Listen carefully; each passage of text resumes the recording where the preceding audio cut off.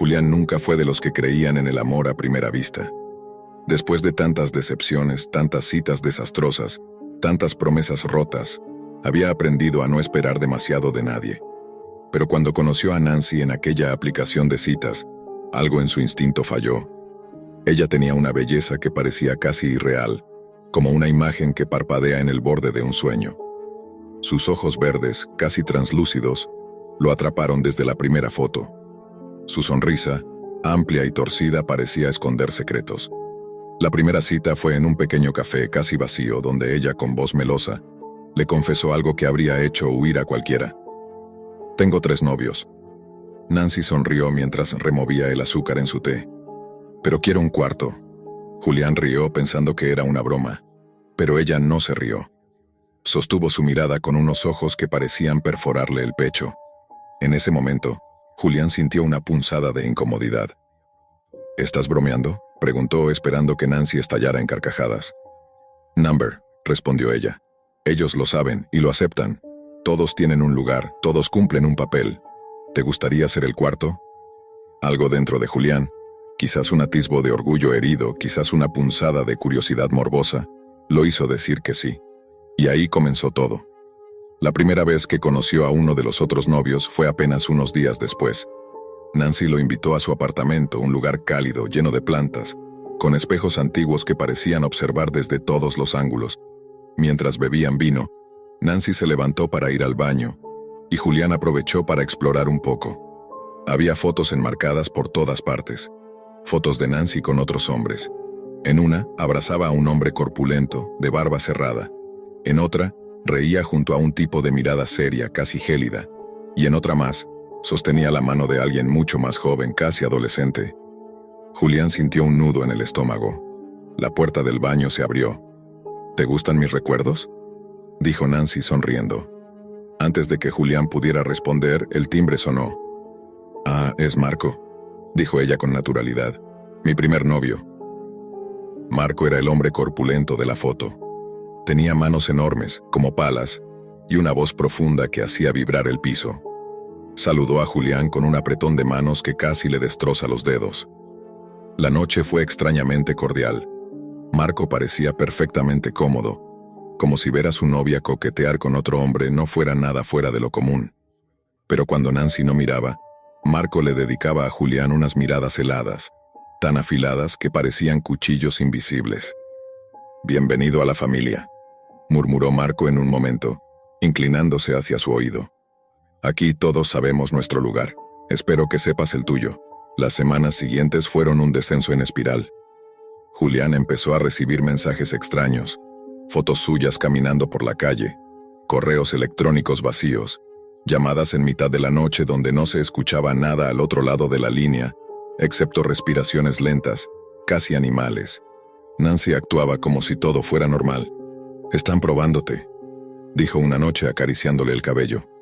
«Quieren saber si eres digno». Julián comenzó a sentirse observado en todo momento. Cuando salía del trabajo, un coche negro parecía seguirlo a unas cuadras de distancia. Cuando caminaba por su barrio, tenía la sensación de pasos detrás de él.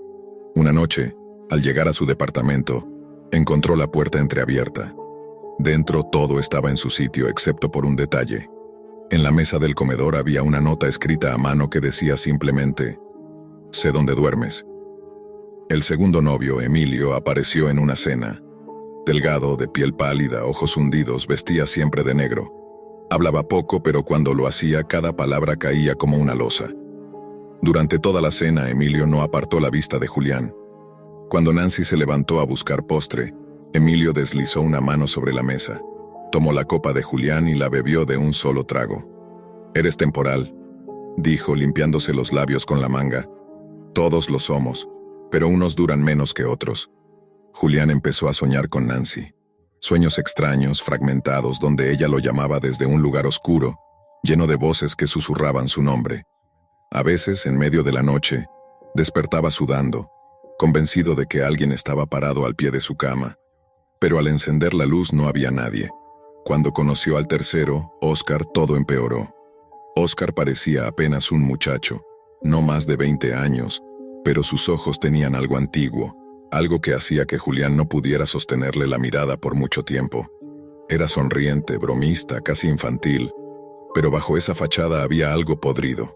En un momento, mientras estaban los cuatro en la sala, Óscar se le acercó a Julián, le tomó la mano con una fuerza sorprendente y le susurró: «Ella siempre elige bien. Siempre sabe quién será el siguiente». «¿El siguiente en qué?», preguntó Julián intentando reír. Óscar ladeó la cabeza como si estuviera evaluándolo. «En quedarse o en desaparecer». La paranoia se convirtió en el oxígeno de Julián. Empezó a temer salir de casa. Cambió de número de teléfono, pero los mensajes continuaron llegando. Notas bajo su puerta, grafitis en la pared de su edificio con frases como: «El cuarto pronto será el primero», o «Nunca saldrás de ella». Nancy se mostraba cada vez más posesiva.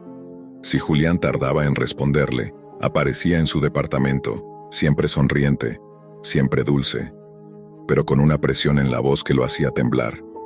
«No te estoy controlando», le decía abrazándolo por detrás. «Solo quiero que seas mío». Una noche Julián no aguantó más. Tomó su auto y condujo sin rumbo, hasta que la noche se tragó la ciudad.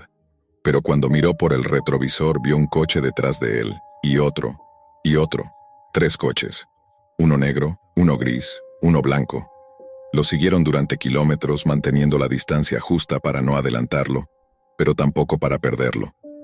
Cuando intentó desviarse, ellos también lo hicieron. Cuando intentó acelerar, ellos también. Al llegar a un túnel, Julián frenó en seco. Bajó del auto, temblando. Pero los coches no se detuvieron. Siguieron adelante, uno tras otro, deslizándose a su lado como tiburones. En el asiento del copiloto de cada uno, Julián alcanzó a distinguirlos: Marco, Emilio y Óscar, sonriendo, saludándolo con la mano. Julián cayó en un pozo de miedo absoluto. No comía, apenas dormía. Sus amigos intentaron intervenir, pero él no podía explicarles lo que estaba ocurriendo sin sonar como un loco. Un día decidió confrontar a Nancy. «¿Qué eres?», le gritó con las manos temblorosas. «¿Qué quieres de mí?». Nancy lo miró con ternura. «Te lo dije desde el principio. Solo quiero que seas el cuarto». «¿El cuarto en qué? ¿El cuarto cadáver? ¿El cuarto loco? Dime la verdad». Nancy suspiró, se acercó y apoyó la frente en la de él. «El cuarto corazón», susurró. Y entonces Julián lo entendió, o creyó entenderlo. Los otros no eran simplemente novios, eran posesiones, eran trofeos, eran parte de algo que Nancy alimentaba. Cada uno de ellos estaba atrapado, como él, en una telaraña que no tenía salida. Una noche, incapaz de soportarlo más, Julián decidió huir. Empacó lo esencial, dejó su teléfono, cambió de ropa, usó una peluca barata. Tomó un autobús nocturno rumbo a una ciudad lejana. Durante horas miró por la ventana, rezando para no ver un coche conocido. Cuando finalmente llegó a su destino, alquiló una habitación en un hotel barato. Se dejó caer en la cama, sintiendo por primera vez en semanas un atisbo de alivio. Pero en la madrugada lo despertó un golpe en la puerta. «Servicio de habitación», dijo una voz femenina. Julián no había pedido nada. Permaneció en silencio, conteniendo la respiración. Otro golpe, más fuerte. «Julián, abre», dijo Nancy desde el otro lado. «Sabes que puedo encontrarte donde sea». El pánico lo hizo retroceder. Buscó una salida, rompió la ventana del baño, saltó al callejón, cortándose las manos con el vidrio. Corrió hasta que sus pulmones ardieron, pero cada calle que tomaba parecía cerrarse sobre él. Al doblar una esquina vio a Marco, de pie, esperándolo. Al retroceder, vio a Emilio, sonriendo con los brazos cruzados. Y más allá en la entrada del callejón, Óscar balanceándose sobre los talones, como un niño a punto de atrapar un insecto. Y en medio de ellos Nancy. «No puedes huir, Julián», dijo ella avanzando lentamente. «Ahora eres mío». El mundo se volvió negro. Cuando Julián despertó estaba atado a una silla. La habitación era fría, húmeda, con paredes de piedra. Frente a él, Nancy lo observaba, con la cabeza ladeada. A su lado los 3 novios. Pero había algo extraño en ellos. Sus ojos parecían vacíos, sus cuerpos rígidos casi como muñecos. ¿Qué eres?», susurró Julián con la voz rota. Nancy se inclinó y por primera vez, sus ojos cambiaron. Se volvieron completamente negros, Dos abismos en los que Julián sintió que caía. «Soy hambre», dijo ella. «Soy la que elige. Ellos son míos. Y ahora tú también lo eres». Y mientras Nancy se acercaba, mientras los otros 3 novios se alineaban detrás de ella, Julián comprendió que no había escapatoria, que nunca la hubo, que desde la primera vez que la vio ya estaba marcado. El grito que salió de su garganta fue lo último verdaderamente humano que le quedaría. Semanas después, en la misma aplicación de citas, Nancy subía una nueva foto, una nueva sonrisa, una nueva mirada llena de secretos y un nuevo mensaje, buscando al quinto. Madrid brillaba con sus luces nocturnas, las calles empedradas, los balcones adornados con geranios, las risas de turistas y locales flotando en el aire. Para Carla, de 34 años, este viaje representaba algo más que unas simples vacaciones. Era un intento desesperado de revivir lo que quedaba de su relación con Álvaro, su pareja desde hace 7 años. Pero Álvaro había desaparecido. Carla estaba sentada sola en una terraza de Malasaña, su copa de vino medio vacía, cuando llegó el mensaje. «Lo siento, Carla. No voy a volver al hotel. Me quedo con Sofía esta noche». Al principio pensó que era una broma, pero al mirar la foto que acompañaba al mensaje, Álvaro en un bar, abrazando a una mujer rubia, sonriente, algo dentro de ella se rompió. Su mano tembló al dejar el teléfono en la mesa. Sentía el pecho vacío, como si un abismo se hubiera abierto en su estómago. Las risas alrededor sonaban distorsionadas, como si vinieran desde una radio mal sintonizada. Respiró hondo. No iba a llorar ahí. Tomó el teléfono para llamarlo, pero la llamada iba directa al buzón. Un nudo de pánico comenzó a formarse en su garganta. Decidió volver al hotel. Quizá todo era un error, pero al entrar a la habitación lo encontró vacío. La maleta de Álvaro ya no estaba. La madrugada fue larga. Carla caminó sin rumbo por las calles. Se detuvo frente a una fuente, mirando su reflejo distorsionado. Sintió un escalofrío. Fue entonces cuando sonó otro mensaje. Desconocido. «Pobrecita, no sabías nada, ¿verdad?» Carla frunció el ceño. Respondió. «¿Quién eres?» «Yo soy Sofía, pero no la Sofía que crees. Él no es lo único que perdiste esta noche». Carla miró alrededor. Nadie. Solo un hombre en un banco, borracho, unos adolescentes riendo al fondo. Sintió la piel de los brazos erizarse. «¿Qué quieres?» «Verte abrir los ojos. Porque no es Álvaro quien deberías temer». El aire pareció espesarse. Un coche pasó despacio. Carla sintió que la miraban desde adentro, pero no distinguió rostros. Al volver al hotel encontró la habitación revuelta. Sus cosas tiradas, la ropa desparramada. La maleta abierta, su pasaporte desaparecido. Corrió a la recepción, pero el recepcionista, un hombre pálido de ojos vidriosos, negó haber visto nada. Carla notó que su acento no era madrileño. Le preguntó de dónde era. No respondió, solo sonrió. Cuando subió de nuevo había una nota pegada a la puerta. «Mañana por la noche en el Retiro, trae lo que queda de él». Carla se sintió desfallecer. Se recostó en la cama sin desvestirse, la luz encendida. Pasó la noche entre sobresaltos. Cada ruido en el pasillo parecía un paso que se acercaba. Cada sombra bajo la puerta, una amenaza. La mañana llegó pesada. Buscó a Álvaro por teléfono, por redes, por todo medio. Silencio. La desesperación comenzó a ceder a la ira. Decidió ir al Retiro esa noche, pero antes algo la llevó al hotel de Sofía, que había rastreado en la madrugada. El recepcionista negó conocerla. Un anciano la observaba desde un rincón del vestíbulo. Cuando Carla se dio la vuelta para marcharse, él se le acercó y susurró: «Vuelve atrás antes de que sea tarde». La noche cayó. Carla llegó al Retiro. El parque, hermoso de día, parecía un laberinto oscuro al anochecer. El estanque reflejaba una luna descompuesta. Siguió el sendero de mensajes que Sofía había dejado. Bancas marcadas con cinta roja, un pañuelo colgado en un árbol, una cadena de pulseras de plástico atadas a una farola. Llegó hasta un claro. La esperaba una figura encapuchada. «¿Sofía?», preguntó Carla, la voz temblorosa. La figura se quitó la capucha. No era Sofía. Era un hombre pálido, delgado, con ojos hundidos. En su mano sostenía el reloj de Álvaro.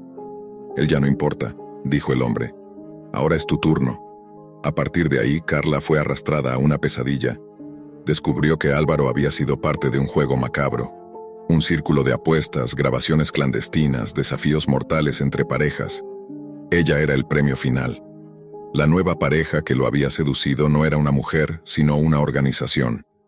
Álvaro había entregado a Carla a cambio de dinero, fama en las redes oscuras y un pasaje de salida. Pero algo salió mal. Ahora Carla era el objetivo, y Álvaro estaba muerto. Huyó por las calles, perseguida por sombras. La ciudad, antes luminosa, se volvió una trampa. Coches que pasaban lentamente, tiendas que cerraban sus persianas al verla, personas que le daban la espalda.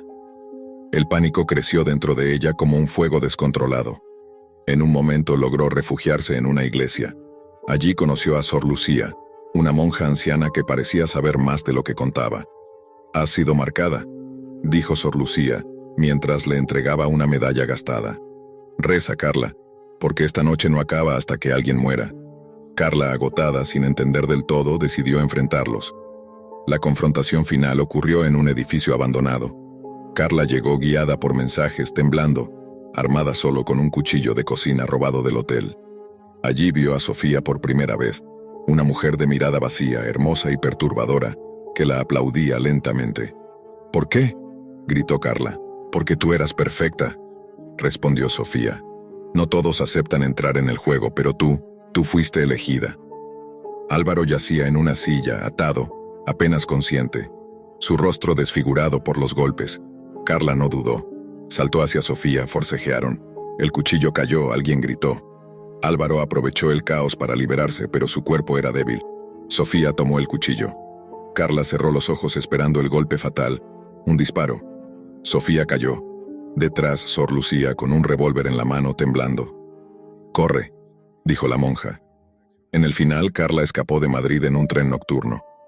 Mientras el paisaje pasaba, contempló su reflejo en la ventana. Tenía los ojos enrojecidos, las manos arañadas, el cabello sucio. Pero estaba viva, o eso creía. Su teléfono vibró. «¿Creíste que había terminado?». Carla sintió que el terror volvía a colarse en su pecho. Madrid desaparecía en la distancia, pero el juego apenas comenzaba. La noche era fría, el aire húmedo, y las calles de la ciudad parecían vacías salvo por el eco lejano de motores y pasos apurados. Luis caminaba de regreso a su apartamento, con una sonrisa satisfecha dibujada en el rostro. La cita con Clara había sido mejor de lo esperado. Habían pasado horas conversando en un pequeño restaurante, riendo, compartiendo anécdotas, hasta que ella tuvo que irse abruptamente, mirando de reojo su celular y murmurando que tenía algo pendiente. Luis pensó que había sido una excusa educada para terminar la noche, hasta que apenas media hora después, recibió un mensaje de ella. «¿Puedes llamarme? Me están mirando». Luis se quedó mirando la pantalla, extrañado. Marcó su número, pero fue directo al buzón. Minutos después, otro mensaje. «No debí dejarte, lo siento, es peor de lo que pensaba». El corazón de Luis comenzó a latir más rápido. Volvió a marcar. Nada. Mandó un mensaje. «¿Dónde estás?». Pasaron minutos interminables antes de recibir respuesta. «En casa, pero no por mucho tiempo, no vengas». Luis sintió un escalofrío. Contra toda lógica, contra toda prudencia, salió de su apartamento, tomó un taxi y fue al departamento de Clara. Clara vivía en un edificio antiguo, con un ascensor que gemía cada vez que subía, en el piso 9. Luis subió por las escaleras. No había luz en los pasillos. Usó la linterna del celular para orientarse. Cuando llegó frente a su puerta, notó que estaba entreabierta. «¿Clara?». No hubo respuesta. Empujó lentamente. El departamento estaba en penumbra, con las cortinas cerradas. Un leve olor a incienso quemado flotaba en el aire, mezclado con algo más rancio, metálico. Luis avanzó llamándola en voz baja. Pasó junto a la sala, donde un vaso de vino seguía medio lleno. Escuchó un leve sollozo al fondo. Caminó hasta el dormitorio. Clara estaba acurrucada en una esquina, temblando, con los ojos desorbitados. El maquillaje corrido, las manos apretadas contra la boca. Cuando lo vio, se lanzó hacia él. «¿Por qué viniste?», le gritó entre lágrimas, empujándolo, golpeándolo con los puños. «Te dije que no vinieras, no entiendes nada». Luis intentó calmarla, pero ella estaba en un estado de histeria incontrolable. Finalmente logró abrazarla, y Clara se derrumbó entre sollozos. «No sabes lo que hice», murmuró. «No sabes lo que desaté». Luis la ayudó a sentarse en el sofá. Ella temblaba como si tuviera fiebre, murmurando cosas entre dientes. «Clara, por favor, ¿qué está pasando?». Ella lo miró, ojos vidriosos, rostro pálido. «Todo comenzó hace 3 meses, en un chat en línea, un juego estúpido». «¿Qué clase de juego?». «Un juego para invocar. No sé qué mierda. Pensábamos que era una broma. Había reglas, cosas que debías hacer, palabras que repetir, objetos que debías dejar frente a un espejo. Lo hicimos entre risas, nos filmábamos, lo subíamos a redes. Y funcionó. Dios, funcionó». Luis tragó saliva sintiendo un sudor frío recorrerle la espalda. «¿Qué funcionó, Clara?». «Una noche empecé a recibir mensajes que yo no había enviado. Correos que aparecían en mi bandeja de salida. Fotos que nunca tomé. Grabaciones de mi propia voz, hablando mientras dormía. Y luego lo peor, el mensaje de él». Luis frunció el ceño. «¿Quién?». «No lo sé. Nadie lo sabe. Pero una vez que recibes el mensaje estás marcado. Siempre encuentra el momento para aparecer. No importa si cambias de casa, si apagas el celular, si te escondes. Siempre te encuentra». Luis intentó mantener la calma, pero sentía cómo el pánico comenzaba a carcomerle la razón. Quiso convencerla de irse, pero Clara negó con la cabeza. «No puedes correr de esto, créeme, lo intenté». Ella lo miró fijamente. «Lo único que podemos hacer es esperar». Esa noche Luis se quedó con Clara. Cerraron todas las ventanas, aseguraron las puertas, apagaron las luces. El apartamento quedó en penumbras, envuelto en un silencio angustiante, roto solo por el sonido del viento arañando los cristales. A medianoche, Luis despertó sobresaltado. Clara no estaba a su lado. Caminó por el apartamento buscándola hasta que la vio, parada frente al espejo del baño, susurrando palabras que no lograba entender, con una mirada vacía, perdida. «Clara», musitó. Ella giró la cabeza lentamente, y Luis dio un paso atrás. Su rostro estaba pálido, los labios azules, los ojos hundidos. «¿Lo escuchas?», dijo con voz ahogada. «Él ya está aquí». Luis miró el espejo. Por un instante creyó ver algo detrás de su reflejo. Una sombra alta, desproporcionada, con brazos que parecían tocar el suelo. El corazón le retumbó en el pecho. Cuando parpadeó ya no había nada. «Vámonos de aquí», gritó tirando de Clara. Bajaron las escaleras a toda prisa. El edificio parecía infinito, los pisos repetidos como un bucle. Cuando llegaron al primer piso, la puerta del vestíbulo estaba cerrada con cadenas que no estaban antes. Luis golpeó, pateó, gritó pidiendo ayuda. Nadie contestó. De pronto sintieron un zumbido. Los celulares vibraban. Luis sacó el suyo, un mensaje nuevo. «Mírame». La pantalla parpadeó. Un rostro distorsionado apareció por un instante, con ojos inyectados en sangre, dientes podridos, carne colgando. Luis lo lanzó al suelo de puro terror. Clara se tapó la boca sofocando un grito. «No mires, no mires». Clara repetía como un mantra, temblando. Un crujido en lo alto. Algo descendía lentamente por las escaleras, como arrastrándose. Un sonido viscoso, repugnante. Luis tomó a Clara de la mano, la llevó al sótano. Cerraron la puerta detrás. En la penumbra respiraban entrecortadamente. Luis intentó encender la linterna del celular, pero el dispositivo estaba muerto. «¿Qué quiere?», susurró. Clara tragó saliva. «Que lo veas, que lo reconozcas, que lo nombres». «¿Cómo lo detenemos?». «No podemos». Horas pasaron en un silencio insoportable. Luis comenzó a escuchar voces, primero apenas un murmullo, luego gritos lejanos. Imágenes cruzaban su mente, la sombra en el espejo, el rostro en la pantalla, Clara susurrando en la oscuridad. De pronto, Clara se puso rígida. Sus ojos se abrieron de par en par. «Ya está aquí». La puerta del sótano crujió. Un dedo huesudo apareció por la rendija, luego otro y otro. Lentamente la puerta comenzó a abrirse, pese a los muebles que habían amontonado contra ella. Un hedor pútrido llenó el aire. Aquel viernes por la noche, la luna llena iluminaba la ciudad con su brillo pálido. El aire fresco de la tarde se había transformado en un manto frío, como si la oscuridad misma hubiera absorbido la calidez del día. Teresa, una joven de 24 años, esperaba con ansias su cita con Marcos. Habían estado saliendo durante algunos meses, y la relación parecía ir viento en popa. Todo en él le parecía encantador, su sonrisa segura, su voz cálida y su forma de hacerla sentir especial. Aquella noche, como todas las anteriores, todo parecía perfecto. La cita comenzó en un restaurante elegante, donde el murmullo de las conversaciones se mezclaba con el tintinear de las copas de vino.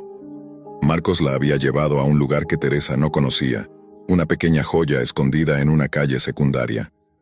Las luces tenues creaban un ambiente íntimo, y el aroma a comida sofisticada flotaba en el aire. Se sentaron en una mesa cerca de la ventana, y mientras las velas titilaban, Marcos le sonrió.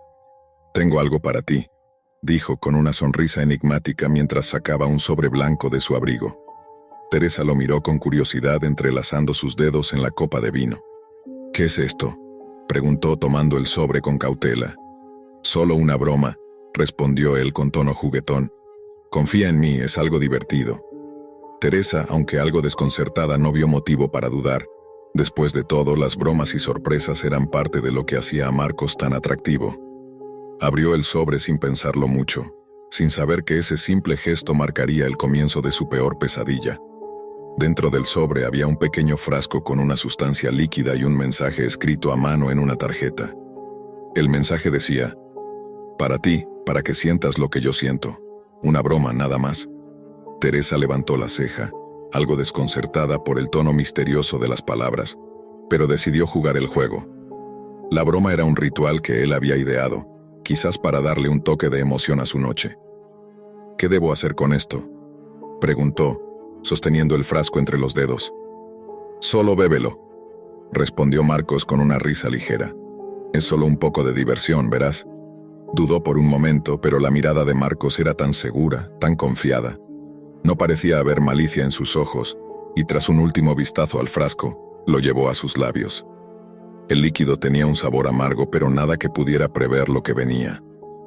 No pasó mucho tiempo antes de que las primeras señales de algo extraño comenzaran a manifestarse. Primero, un ligero mareo. Teresa intentó ignorarlo, pero pronto la sensación de aturdimiento se intensificó. Su visión se nubló, como si las sombras a su alrededor se alargaran. En cuestión de minutos, su cuerpo comenzó a sentirse pesado, casi como si estuviera flotando. «¿Te encuentras bien?», preguntó Marcos con una calma que parecía antinatural. Teresa trató de hablar, pero sus palabras salían en murmullos, y sus ojos parecían no poder enfocarse. Sintió cómo su cuerpo luchaba por mantenerse erguido, como si algo invisible la estuviera arrastrando hacia una oscuridad profunda. Sus piernas comenzaron a fallar, y antes de que pudiera reaccionar, la mesa dio un giro violento, lanzándola hacia el lado. «Marcos, ¿qué has hecho?», preguntó con voz temblorosa. Él la miraba fijamente, pero había algo extraño en su mirada, algo que no era familiar. Era como si hubiera una especie de gozo oculto detrás de sus ojos. «Es solo una broma», repitió él sonriendo de manera inquietante. Pero Teresa ya no podía escuchar sus palabras con claridad. Un dolor punzante comenzó a invadir su cabeza. Sus sentidos se desmoronaban y la visión se distorsionaba de manera grotesca. Sentía una presión en su pecho, como si algo estuviera presionando su corazón, comprimiéndolo de una manera insostenible. De repente la sensación de estar desmayándose se desvaneció, y una oleada de frío recorrió su columna. Teresa miró hacia abajo, y lo que vio la hizo gritar. Su piel no era la misma. Su rostro, sus brazos, sus manos, todo parecía estar cambiando ante sus ojos. La piel que antes era suave y tersa, ahora estaba arrugada, oscura, como si estuviera envejeciendo rápidamente. Pero lo peor era su abdomen. Allí, bajo su ropa, se formaban extrañas marcas, como cicatrices que se abrían y cerraban solas, revelando algo que parecía estar moviéndose en su interior. Marcos observaba en silencio, sin moverse, mientras ella temblaba de horror. Él había dicho que era una broma, pero ¿cómo podía serlo? ¿Qué clase de broma era esta? La sensación de terror creció cuando sus huesos comenzaron a crujir. En el fondo de su mente, Teresa comenzó a darse cuenta de lo que estaba pasando. Lo que había bebido no era una broma, sino algo mucho más oscuro. Algo que la estaba transformando. En ese momento, el restaurante dejó de ser el lugar acogedor que conocía. Las luces parecían apagarse por sí solas, y el aire se volvió denso y opresivo. Las risas de los comensales se desvanecieron, reemplazadas por murmullos indistinguibles. El lugar ya no era un restaurante, sino una prisión de sombras y angustia. Teresa intentó levantarse, pero sus piernas se doblaron bajo su peso, y cayó al suelo. La sustancia que había ingerido la estaba controlando, transformando su cuerpo de manera irreconocible. Ya no era solo el dolor físico lo que la aterraba, sino la sensación de que algo más la estaba invadiendo, algo maligno y desconocido. «Marcos, ¿qué es esto?».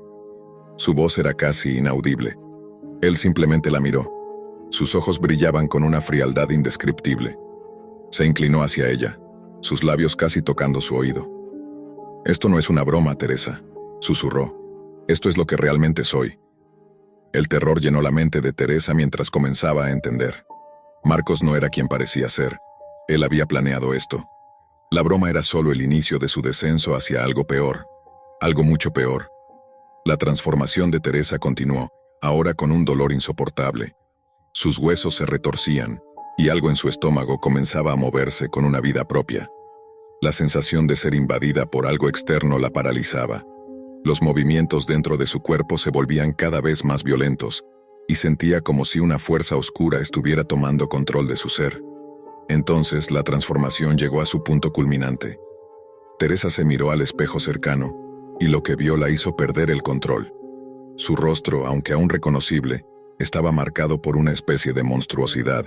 Sus ojos brillaban con una intensidad sobrenatural, y su piel, ahora de un tono enfermizo, tenía extrañas marcas que parecían latir con vida propia. El terror en su interior se convirtió en pánico. Intentó gritar, pero su voz se apagó, como si algo la estuviera ahogando desde dentro. Marcos observaba con una sonrisa satisfecha en su rostro, como si estuviera disfrutando de la agonía que él mismo había desatado. «¿Te das cuenta ahora, Teresa?», dijo, sus palabras llenas de una fría certeza. «No es solo una broma, es el comienzo de tu transformación y mi control sobre ti». En ese instante, la horrible realidad de lo que estaba sucediendo la golpeó con toda su fuerza. No solo había sido víctima de una broma mortal, había sido elegida para algo mucho más oscuro y aterrador. Marcos, quien hasta ese momento había sido su pareja, se había convertido en su captor. No solo la había cambiado físicamente, sino que había desatado una maldición sobre ella. Algo antiguo y malicioso, algo que no podía comprender. Mientras la ciudad afuera seguía su curso como si nada estuviera ocurriendo, Teresa se sumía cada vez más en una oscuridad imparable.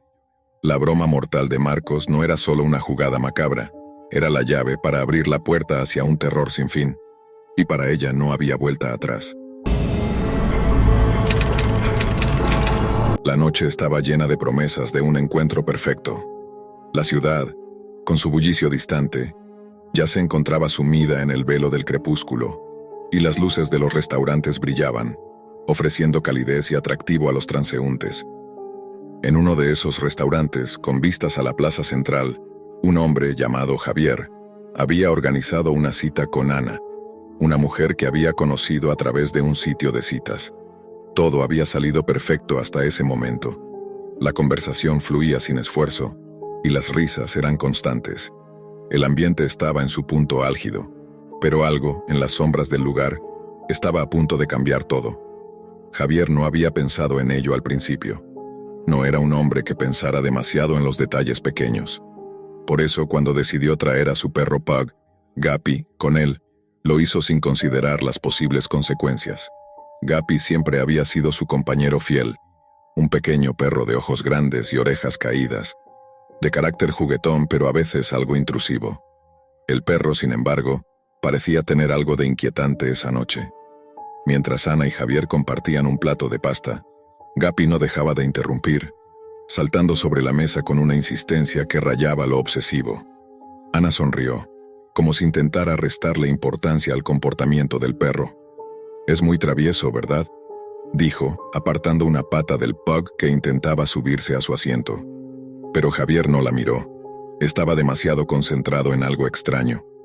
Las miradas de Guppy. El perro no solo se había acercado a la comida, sino que observaba a Ana con una intensidad inusitada, como si estuviera estudiando cada uno de sus movimientos.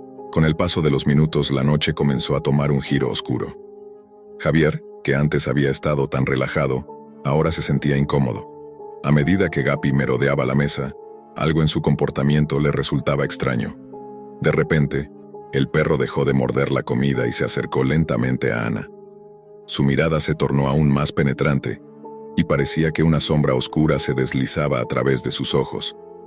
Ana, que antes había estado divertida, ahora frunció el ceño, un sentimiento inexplicable de incomodidad apoderándose de ella. Javier, al notar su incomodidad, intentó distraerla. ¿Quieres ver las fotos de Gapi de cuando era un cachorro?, dijo con una risa nerviosa, como si eso fuera a romper la tensión en el aire. Pero algo había cambiado en el comportamiento de Gapi. El perro, en lugar de apartarse, continuó observando fijamente a Ana y comenzó a gruñir suavemente, sin apartar la vista de sus ojos. Ana lo miró, y por un momento pensó que estaba imaginando cosas, pero el miedo comenzó a calar en su piel. ¿Está bien?, preguntó mirando a Javier con cierto temor.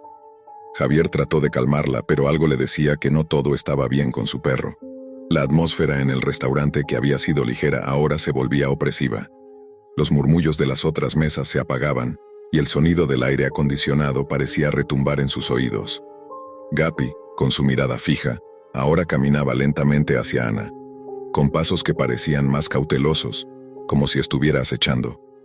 Fue entonces cuando Ana vio algo extraño. Mientras Gapi caminaba, sus patas se movían de manera antinatural, como si estuviera flotando un poco sobre el suelo. La observación la desconcertó, y un escalofrío recorrió su espalda. Un giro sobrenatural. En un instante, Gapi saltó sobre la mesa, derrapando los platos y causando un pequeño caos. Javier intentó sujetarlo, pero el perro estaba sorprendentemente fuerte, como si estuviera poseído por una fuerza ajena a su tamaño diminuto. Ana gritó, apartándose de la mesa, pero algo en el ambiente cambió. El aire se hizo denso, como si el tiempo se hubiera detenido. La mirada de Gapi se volvió completamente extraña.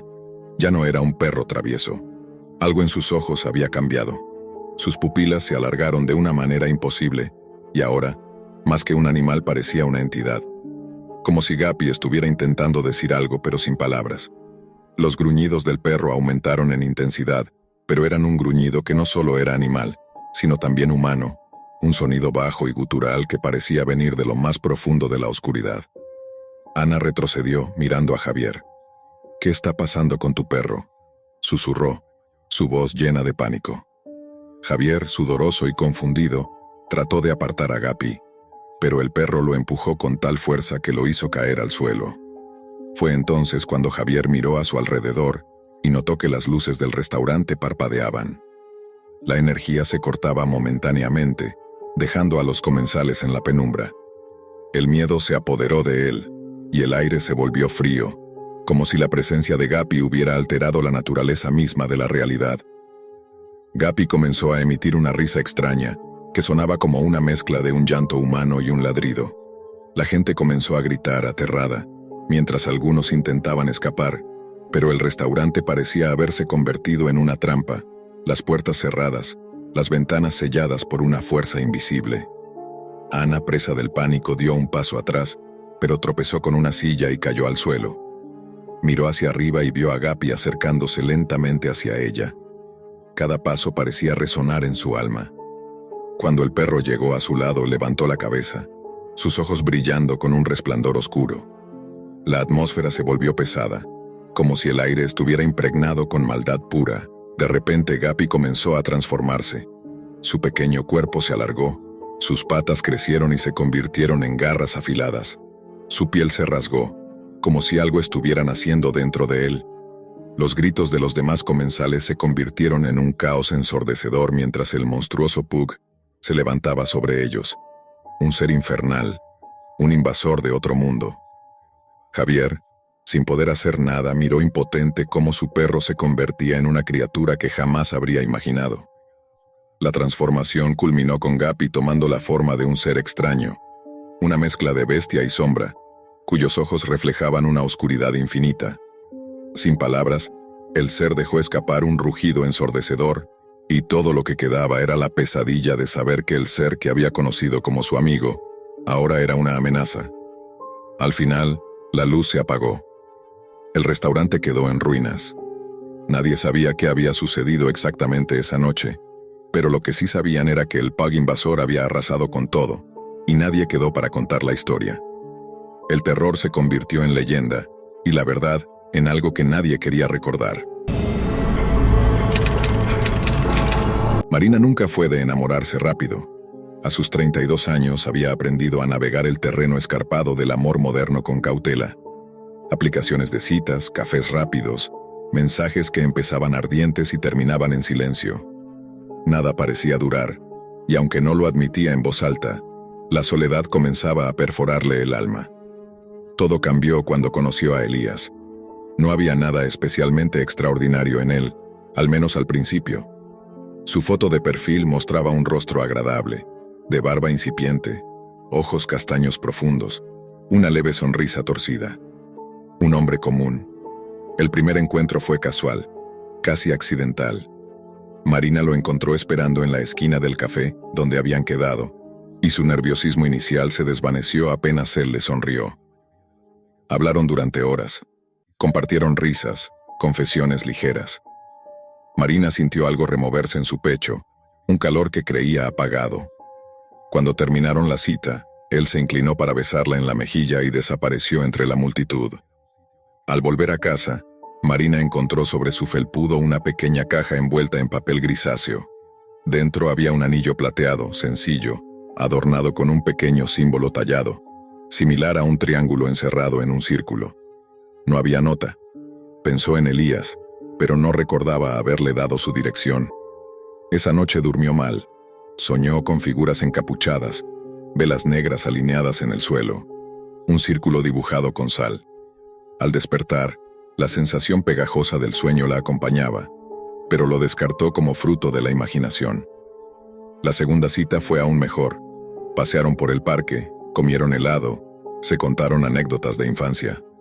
Marina le preguntó si había dejado el regalo. Elías la miró con extrañeza, negó suavemente y cambió de tema. Aquel mismo día, al llegar a casa, encontró otra caja. Dentro había un colgante de plata, delgado, con un extraño símbolo parecido a un ojo. La sensación de inquietud creció. Marina empezó a investigar. Encontró que los símbolos se parecían a marcas utilizadas en antiguos rituales de protección y de invocación. Aunque intentaba reírse de su propia paranoia, algo en su interior comenzó a tensarse como un alambre a punto de romperse.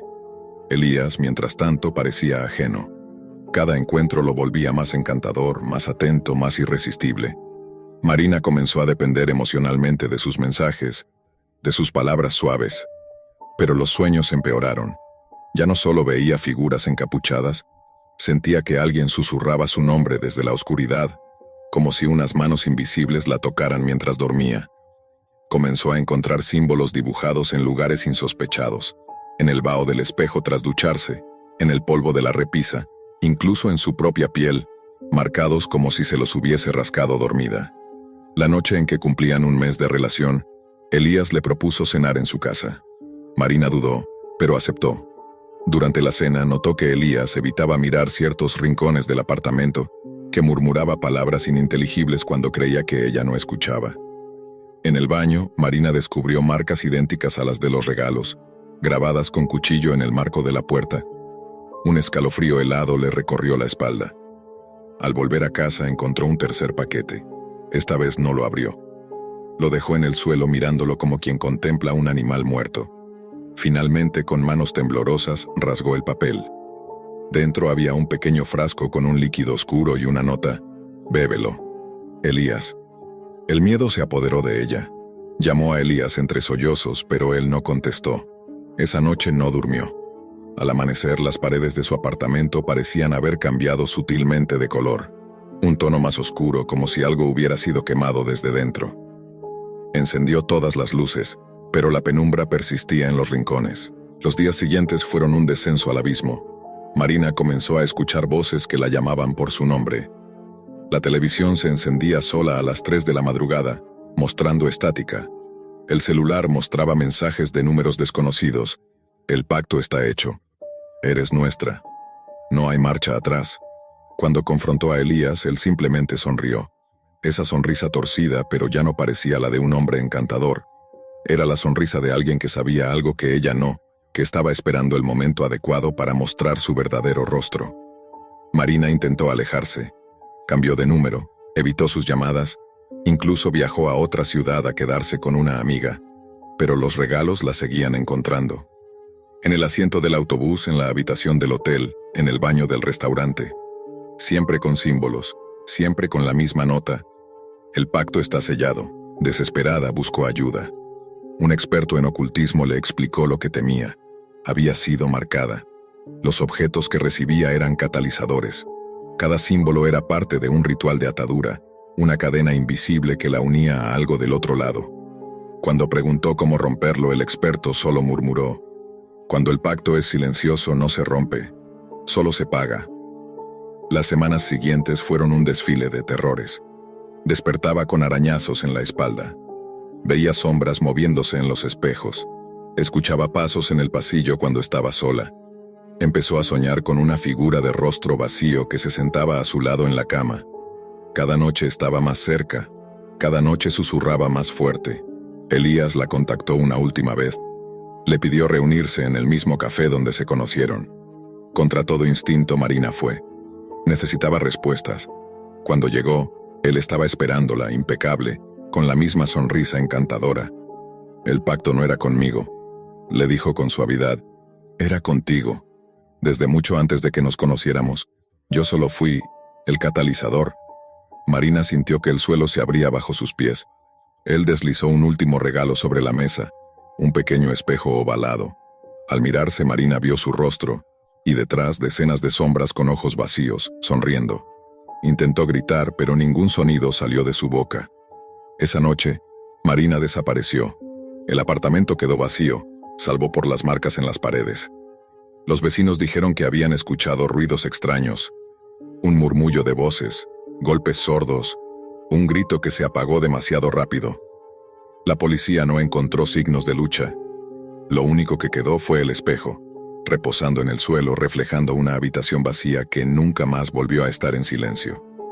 Los meses pasaron. Elías siguió su vida. Nueva ciudad, nuevo apartamento, nueva aplicación de citas. Y en otra parte del mundo otra mujer abrió un paquete que había encontrado en su puerta. Dentro un anillo plateado con un símbolo tallado. Un triángulo dentro de un círculo. El pacto continúa. La soledad de Marina no era nueva. Había aprendido a convivir con ella, a ocupar el vacío con trabajo, salidas esporádicas con amigas, noches de vino y series. Pero siempre había una sombra persistente al apagar la luz. La pregunta de si algún día conocería a alguien con quien compartir algo real. Elías parecía la respuesta a ese anhelo. Pero pronto, Marina comenzó a notar las grietas. No solo los regalos extraños, sino pequeños detalles. Un perfume ajeno en su casa. Una sensación de ser observada incluso cuando estaba sola. Huellas en la alfombra. Las plantas marchitándose de un día para otro. La tensión aumentaba cada noche. Marina dejó de dormir con las luces apagadas. Compró cámaras de seguridad, pero siempre mostraban fallos extraños a las 3 de la madrugada. Cuando se armó de valor para revisar las grabaciones, encontró una figura alta y delgada que se deslizaba por su sala, deteniéndose frente a su cama. Nunca veía el rostro. Siempre despertaba sintiendo que alguien le había rozado la mejilla. Intentó quemar los regalos, pero la caja apareció intacta al día siguiente. Intentó mudarse, pero en cada nuevo lugar, al poco tiempo, encontraba las mismas marcas, los mismos susurros. La transformación comenzó lentamente. Marina empezó a perder peso, a palidecer. Sus amigas comenzaron a preocuparse, pero ella ya apenas contestaba llamadas. Se volvió paranoica, sospechando de todos, incluso de su propia familia. Cuando alguien le preguntaba qué le pasaba, sus labios temblaban, pero no lograba explicarlo. El miedo era un veneno que no se podía compartir. Los rituales siguieron. Una noche, despertó y encontró un círculo de sal alrededor de su cama. Otra noche, Despertó y vio que sus manos estaban cubiertas de símbolos dibujados con marcador negro. En otra ocasión encontró una figura de cera derretida en su cocina. Cada vez que confrontaba a Elías, él simplemente le sonreía, como si supiera que ya era demasiado tarde.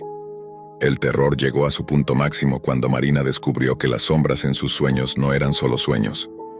Una noche, despertó y encontró una figura de pie a los pies de su cama. No podía moverse, no podía gritar. La figura se inclinó lentamente hasta que su rostro vacío estuvo a centímetros del suyo. Entonces susurró, «Gracias». Cuando despertó, Marina supo que el final estaba cerca. La última noche, Marina se vistió como si fuera a una cita. Se miró al espejo, aplicó su maquillaje con manos temblorosas y caminó hasta el café. Elías la estaba esperando, tal como había prometido. Ella ya no le pidió explicaciones. Sabía que no servía de nada. Después de que él le entregara el espejo, Marina regresó a su apartamento, encendió todas las luces y se sentó frente al objeto. Sabía que no debía mirarlo, pero no podía evitarlo. Las sombras la rodearon lentamente, llenando la habitación de un frío antinatural. Cuando finalmente levantó la mirada, vio su propio reflejo, y detrás, docenas de manos extendiéndose hacia ella. El último sonido en el apartamento fue un suave susurro, como una plegaria dicha al revés. Y luego, silencio. Elías nunca fue atrapado porque nunca fue culpable. Él era solo un mensajero, un intermediario de fuerzas antiguas que habían encontrado una nueva forma de entrar en este mundo. Marina no fue la primera, ni sería la última. La cadena seguía. El pacto silencioso se expandía de ciudad en ciudad, de víctima en víctima, y en cada puerta, tarde o temprano, aparecería un paquete, un regalo, un símbolo, una invitación al infierno. El viento azotaba los árboles mientras la cabaña crujía con cada embestida del bosque. Elena miraba por la ventana empañada, con una mezcla de calma y desasosiego. Habían decidido venir allí para desconectarse del mundo, para alejarse de los teléfonos, de la rutina, de la ciudad. Solo ella y Marcos.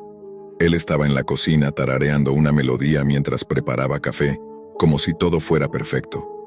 Elena, sin embargo, sentía una incomodidad que no sabía explicar. Había notado cosas extrañas desde que llegaron. El silencio era demasiado profundo. La cabaña, aunque acogedora a simple vista, tenía detalles que inquietaban. Grietas en las paredes que parecían cicatrices, espejos manchados que deformaban sus reflejos, y un sótano al que Marcos había dicho que estaba prohibido bajar. Pero ella intentaba ignorarlo. «Es solo una cabaña vieja», se repetía. «Estoy paranoica». El accidente fue tan repentino como banal. Mientras Elena subía las escaleras con una copa de vino, tropezó con una de las alfombras y cayó contra la pared. El golpe hizo que un cuadro colgado se desprendiera, estrellándose en el suelo.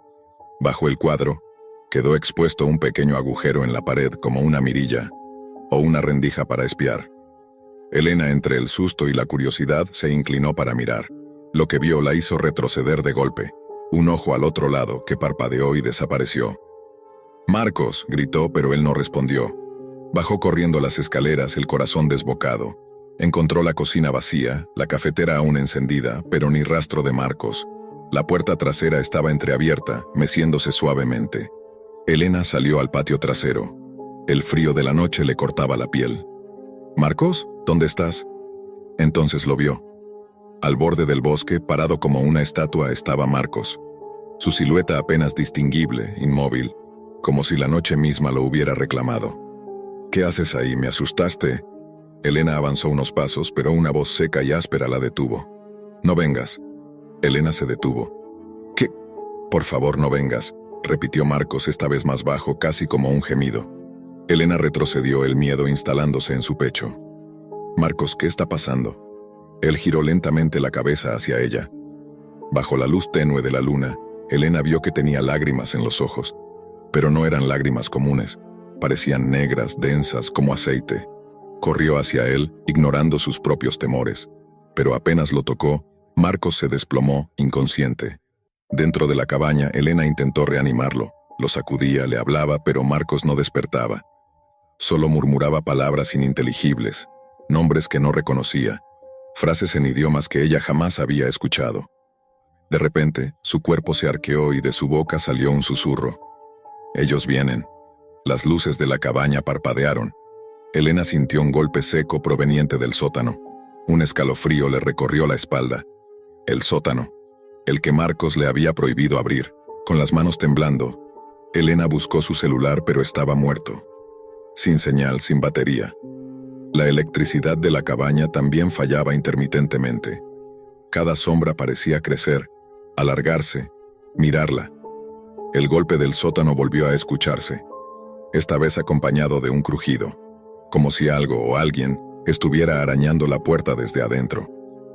Elena se armó de valor, buscó una linterna en la cocina y se acercó al sótano. La madera de la puerta estaba astillada. Las bisagras, oxidadas, se sacudían con cada embate, y de pronto una voz, la de Marcos, surgió del otro lado. «Elena, ábreme». Elena retrocedió. «¿Marcos?» Pero miró atrás, al sofá, donde Marcos seguía tendido, inconsciente. La voz repitió: «Elena, ábreme. Tengo frío aquí abajo». El corazón de Elena golpeaba contra su pecho como un tambor de guerra. Retrocedió, tropezó, cayó al suelo. Cuando levantó la vista, vio algo que hizo que la sangre se le helara. Por debajo de la puerta del sótano asomaban unos dedos, largos, delgados, pálidos como la cera. Se movían buscando, palpando, arañando el suelo. Elena gritó. Marcos despertó en ese instante, jadeando. Elena corrió hacia él abrazándolo. «¿Qué es lo que está pasando?», lloraba ella. Marcos la apartó desesperado. «No debimos venir. Ellos saben que estás aquí. Ahora te quieren a ti». «¿Quién es? ¿Qué me ocultaste, Marcos?» Marcos comenzó a reír. No una risa alegre, sino hueca, vacía, casi mecánica. «No es lo que piensas. Yo intenté detenerlo, pero una vez que abres la puerta no hay vuelta atrás». Elena lo zarandeó. «¿Qué puerta?» «La nuestra, la relación. Tú abriste la puerta cuando dijiste que sí, cuando confiaste en mí. Ahora ellos quieren pasar, a través de ti». Elena lo miró horrorizada. «¿Qué eres, Marcos?» Los golpes en el sótano aumentaron. Las lámparas estallaron una a una. Marcos comenzó a convulsionar.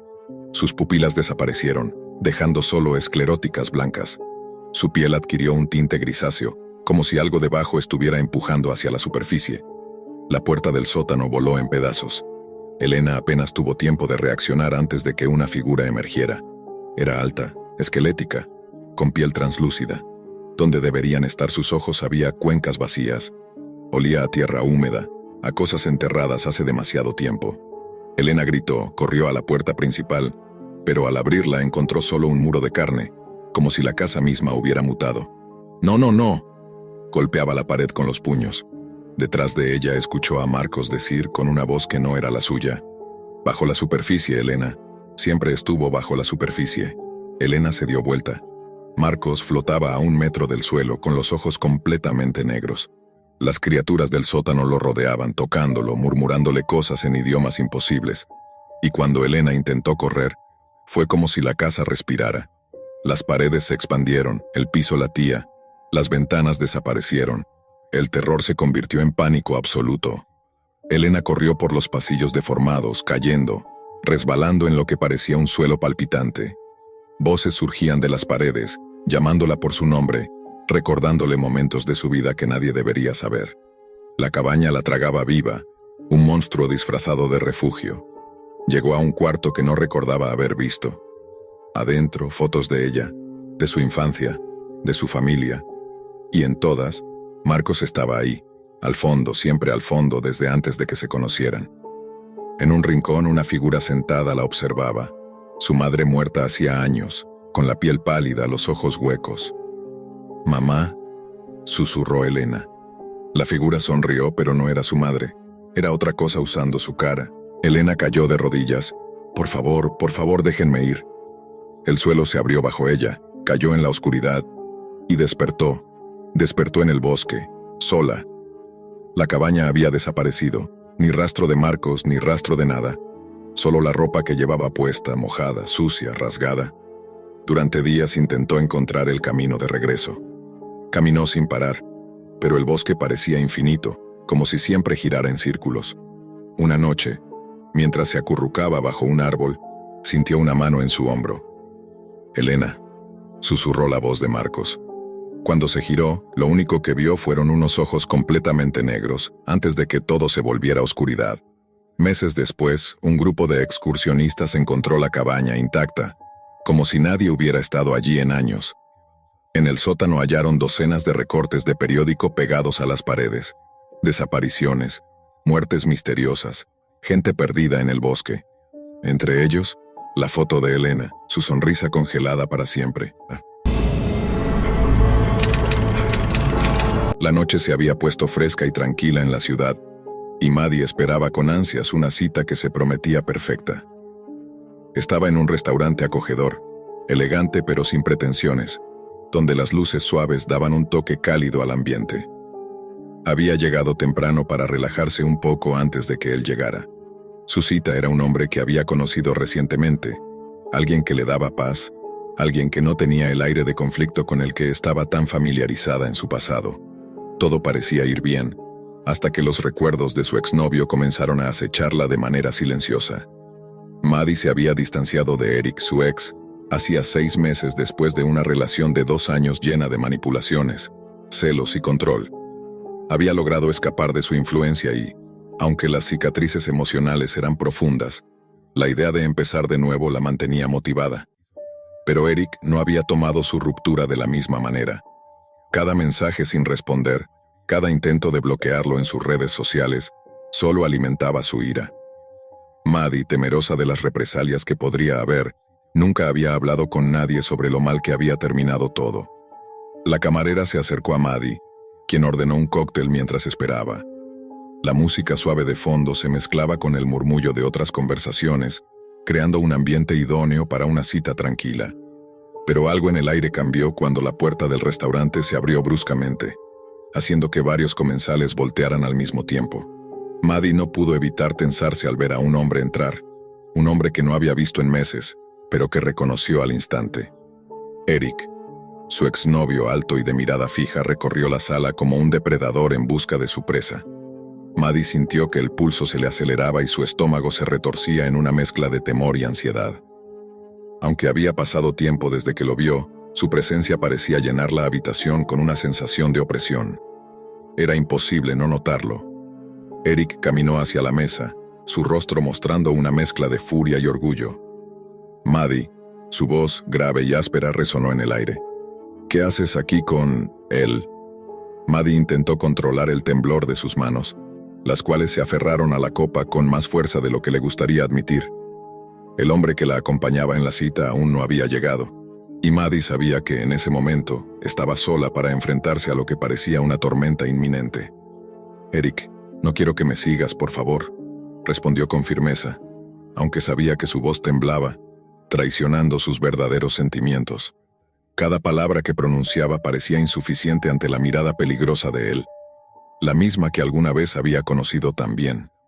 Eric sonrió con una mueca torcida. «¿No quieres que te siga? ¿Eso es lo que ahora eres, una mujer libre y feliz?» Sus ojos brillaron con furia, y dio un paso más cerca de la mesa. El espacio entre ellos se reducía, y Maddie sintió el peso de la tensión en el aire. «Es hora de que pagues por lo que me hiciste», dijo Eric con una sonrisa maliciosa. «Te voy a mostrar que aún no te has librado de mí». El camarero pasó cerca de la mesa, pero Eric lo ignoró por completo. En ese momento, el hombre que acompañaba a Maddie apareció por la puerta. Él miró la escena confundido, y Maddie le hizo una señal para que no se acercara.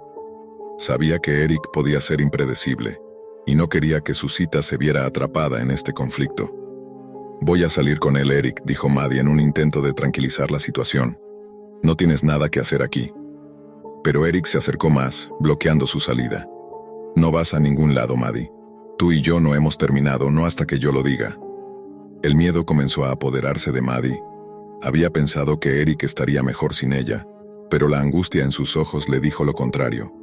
Su ex era un hombre controlado por el odio, por la ira acumulada que jamás había aprendido a liberar. Mientras él hablaba, Maddie comenzó a temer lo peor. No sabía cómo iba a salir de allí, y las sombras de su pasado empezaban a invadir su mente. De repente, Eric le dio un empujón a la mesa, provocando que el vaso de Maddie cayera y se estrellara contra el suelo. El sonido rompió el silencio que había envuelto la habitación, y todos los comensales se giraron hacia ellos. Maddie, aterrorizada, intentó levantarse, pero Eric la sujetó por el brazo con una fuerza inhumana. «Te quedas conmigo, Maddie. No te dejaré ir. Nunca lo haré». La violencia en sus palabras y en su postura era inconfundible. Maddie intentó liberarse de su agarre, pero la adrenalina corría por sus venas y sus movimientos parecían torpes. Los ojos de Eric destellaban con una furia que jamás había visto en él antes. Era como si el hombre que conoció en el pasado se hubiera convertido en una bestia imparable, alguien dispuesto a destruir todo a su paso. Fue entonces cuando el pánico comenzó a instalarse en Maddie. Estaba atrapada en su peor pesadilla. Intentó gritar, pero la presión de la mano de Eric sobre su muñeca la ahogó. El lugar, ahora lleno de murmullos y miradas incrédulas, parecía estar desmoronándose a su alrededor. No podía moverse, no podía pensar con claridad. Su ex estaba completamente fuera de control. Y justo cuando pensaba que no había salida, la puerta del restaurante se abrió nuevamente, y un grupo de policías entró. Uno de ellos vio la situación de inmediato y se acercó a Eric con rapidez. «Suéltela», ordenó el oficial, y con un movimiento firme lo separó de Maddie. La sensación de alivio fue instantánea, pero el miedo seguía latente en su pecho. El rostro de Eric estaba enrojecido por la ira, y cuando lo esposaron, su mirada hacia Maddie fue la de un hombre poseído por un deseo de venganza. «Esto no ha terminado, Maddie», murmuró antes de ser escoltado fuera del restaurante. Maddie se dejó caer en la silla, temblando. Los policías se quedaron a su lado, asegurándose de que estuviera bien. Pero el daño ya estaba hecho. La calma que había deseado para su cita se había convertido en una pesadilla que no podría olvidar. El hombre que la había acompañado en la cita se acercó, preocupado, pero Maddie no podía mirarlo. Sus ojos estaban fijos en el lugar donde Eric había estado, como si su presencia se hubiera grabado en su mente. Sabía que esto no era el final, sino solo el comienzo de una nueva pesadilla, una en la que Eric seguiría persiguiéndola, incluso a costa de su propia vida. La atmósfera se había vuelto sombría, y las huellas del terror comenzaban a impregnarse en todo lo que tocaba. La policía le ofreció protección, pero Maddie sabía que no había ningún refugio seguro. Eric se había convertido en una sombra persistente, una amenaza que acechaba en las esquinas de su vida. La misma violencia que había experimentado antes de romper con él regresó, pero ahora más potente y destructiva. Maddie no podía olvidar la mirada de odio en sus ojos, ni la amenaza de muerte que había dejado en sus palabras. Con el tiempo, su vida continuó, pero siempre bajo la sombra del terror. Los mensajes de Eric llegaron sin cesar. Las amenazas siempre estaban a un paso de alcanzarla. Y aunque su ex estaba tras las rejas, Maddie nunca dejó de mirar por encima del hombro, esperando el momento en que la pesadilla resurgiría una vez más.